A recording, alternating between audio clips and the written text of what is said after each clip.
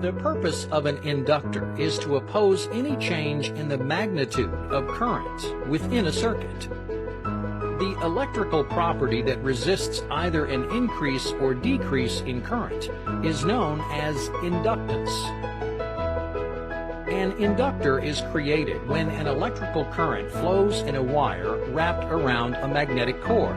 You may recognize this as an electromagnet represented by flux lines that develop around the core with the formation of a north and south pole at their respective ends.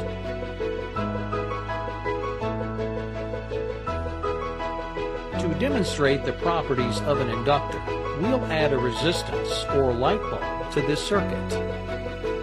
As the switch is closed and the current flows through the circuit, the electromagnetic field in the inductor forms and expands rapidly.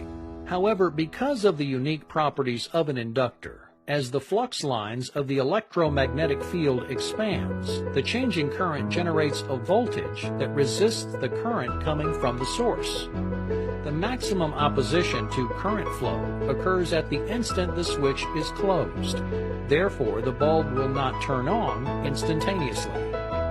However, once the electromagnetic field stops expanding based on the level of changing current, the flux will no longer generate an opposing voltage in the circuit. The current will continue to flow and reach its maximum value after 5 time constants, or 5t, where t is equal to L divided by R. The light bulb will then be at its maximum brightness. If you open the switch and stop the flow of current from the source, the electromagnetic field will diminish rapidly and simultaneously release stored energy in the form of voltage. It will actually generate enough voltage to cause a spark across the switch as it opens. Whereas a capacitor uses voltage to store energy, the inductor uses current.